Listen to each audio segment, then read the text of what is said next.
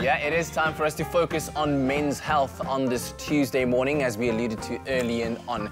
Now, listen to these stats. Did you know that the leading cause of death among men is prostate and testicular cancer? Perhaps you might have known that. But on top of that, men are 4 times more likely to commit suicide than women in our country. Wow. And these are shocking statistics provided by the South African Depression and Anxiety Group, SADAG, and Stats SA that highlight the need for us to be more holistic in our approach to helping men live a healthier life. And our health specialist, as you heard earlier on, Dr. Darren Green, joins us via video call to chat a little bit more about this. Dr. DG, how are you this morning, sir? What's up, Doc? Fantastic. A bit cold, but good otherwise. That hair's looking amazing, by the way.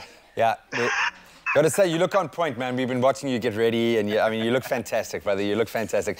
Most importantly, you look vital, you look healthy, and you look like you have a positive outlook on life. And that's ultimately what we want here, is to feel good and also, I think, mentally feel like we're in balance. But as a man who's definitely got his finger on the pulse, what is the latest on men's health issues in South Africa?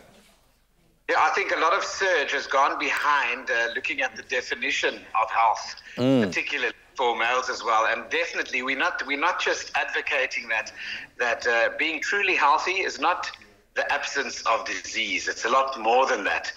Being truly healthy means having a balance between the 3 facets of health and wellness, which are your biology and your meat box, basically, your psychology, and then also your relationships and your social health and well-being.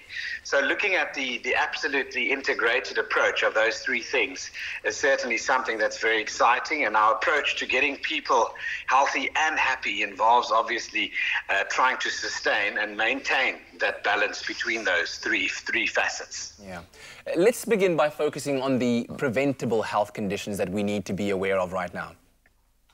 Yeah, certainly. I mean, we throw around the term lifestyle modification quite a lot, don't we? But the exciting part is, now that we know what the impact of lifestyle is on the leading causes of death, like, for example, cancers and the different types of cancers. And in males, obviously, they've top 5 cancers that people know of are prostate, colorectal cancer, lung cancer, Kaposi sarcoma, which is a skin cancer associated with AIDS, and then bladder cancer as well. So, I mean, lifestyle modification and how you live your life day to day actually can influence switching on or off the genes that cause cancer. So especially if you know you've got a family history of certain cancers, you should live your life a lot more responsibly in terms of things, simple things, like smoking, for example, the amount of alcohol we consume, obviously, and then the amount of activity, movement, the exercise effects in terms of preventing those genes being switched on that cause cancer. So maybe I'm at fault for not going for the regular checkups that we are supposed to, but why is it so important that we do go to get checked up regularly? And why do you think guys have such a resistance to doing this when we know that obviously these routine screenings are vital, but yet we stay away? Why do you think that is? No, I think right at the top of the list, I think people are busy. People are stressed out of their minds in terms of having to meet the requirements, the deadlines, and also the financial pressures at the moment, particularly at the moment with the economic challenges that lie ahead. So people are working really hard. The demands placed upon even teenagers is massive at the moment. So parents are having to work harder to sustain homes. And that doesn't only go for men. There are lots of single moms out there that are working really hard as well. So you must imagine that the effect is time. Time has become the most valuable entity for people. So people only present to us as doctors and medical professionals in dire straits when they've reached the end, when they can't keep going to, to sustain their day-to-day activities anymore. And that's part of the problem, because a lot of the preventable causes of death we can pick up with screening, which means putting out one day, for example, every year to have a checkup done. And everybody can afford 1 day in a year, I'm sure. Absolutely true. Now let's talk about the stigma of real men don't cry. I think it's received quite a shishing of late, but all the more reason for us to even focus even more on it, and the importance of why we need to confront that in dealing with men's health when people say real men don't cry. That stigma is particularly, concerning in the sense that one of the leading causes of death in our country is suicide. In 2016, the amount of suicides recorded was over 6,500, and 5,000 of those 6,500 were males.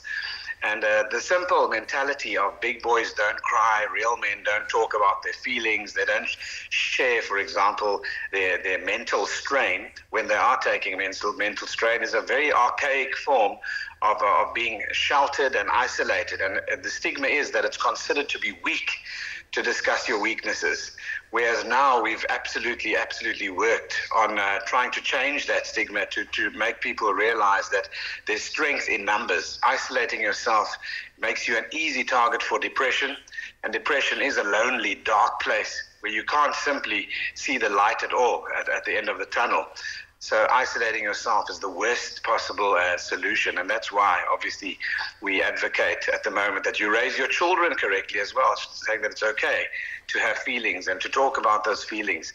And for men, we try to encourage, if you want to braai, in the typical sense, we encourage conversations around some of the things you aren't perfect at and good at, and things that you want to work on in yourself. So that's where we're at. Wow. Oh, Doc, brilliant.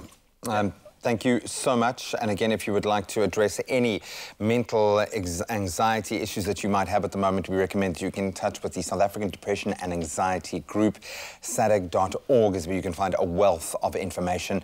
We all stand together. You are not alone. Go and connect with someone. Absolutely. Now stay with us as we'll be answering your questions on social media on all things men's health. So do send them through to us on Twitter, on Facebook, #Expresso Show. We'll be chatting again to Dr. Darren Green a little bit later on.